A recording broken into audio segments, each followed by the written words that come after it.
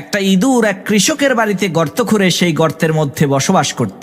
একদিন সেই ইঁদুর দেখতে পেল সেই কৃষক বাজার থেকে একটি ব্যাগে করে একটি ইঁদুর মারার ফাঁদ নিয়ে এসেছে। সেই কৃষকের বাড়িতে আবার একটা কবুতর, একটা মুরগি আর একটা ছাগল ছিল। সেই ইঁদুর সর্বপ্রথম কবুতরের কাছে গিয়ে বলল, ভাই কবুতর, আজকে তো তোমার মালিক ইঁদুর মারার একটা ফাঁদ নিয়ে এসেছে।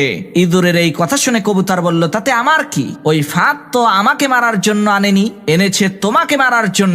এটা তোমার সমস্যা, তুমিই বোঝো। কবুতরের এই কথা শুনে সেই ইঁদুরটি নিরাশ হয়ে মুরগির কাছে যে ওই ইঁদুর মারার ফাঁদের কথাটা বলল। তখন মুরগিও এই একই কথা বলল, ভাই এটা তো তোমার সমস্যা, এর সাথে তো আমার কোনো লেনা দেনা নাই। মুরগির কথা শুনে সেই ইঁদুর আরো হতাশ হয়ে ছাগলের কাছে গিয়ে ওই ইঁদুর মারার ফাঁদটার কথা বলল। ইঁদুরের কথা শুনে ওই ছাগলটি হাসতে হাসতে বলতে লাগলো, ভাই তোমাকে মারার জন্যই আমার মালিক ওই ফাঁদ বাজার থেকে কিনে এনেছে, তাতে আমার কি সমস্যা?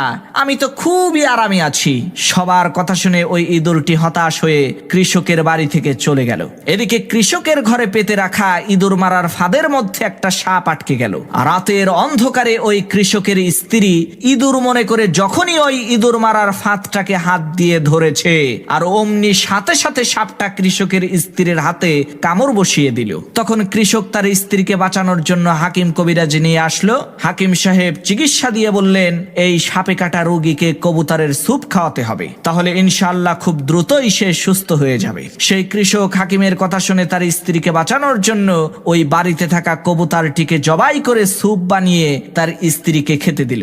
এদিকে তার স্ত্রীর অসুস্থতার কথা শুনে আত্মীয় স্বজনেরা তাকে দেখতে আসলো। তখন ওই কৃষক বাড়িতে থাকা ওই মুরগিটাকে জবাই করে গোশত রান্না করে বাড়িতে আসা মেহমানদেরকে আপ্যায়ন করলো। আল্লাহর কি কুদরত! কিছুদিন পর ওই কৃষকের স্ত্রী সুস্থ হয়ে গেল, যার কারণে ওই কৃষক আনন্দিত হয়ে তার বাড়িতে থাকা ওই ছাগলটাকে জবাই করে এলাকার লোকজনদেরকে দাওয়াত করে খাওয়ালো। প্রিয় ভাইরা আমার, আজকে আমাদের ফিলিস্তিনের মুসলমান ভাইদের বিপদ দেখে যদি আমরা হাসি ঠাট্টা করি, তাদের ব্যথায় যদি আমরা ব্যথিত না হই, তাহলে খুব শীঘ্রই আল্লাহ তাআলা আমাদের ওই মুসলমান ভাইদেরকে ইঁদুরের মতো দূরে কোথাও সরিয়ে নিয়ে যাবে, আর তাদের বিপদকে আমাদের উপরে চাপিয়ে দিয়ে আমাদেরকে কবুতরের স্যুপ বানিয়ে ছাড়বে।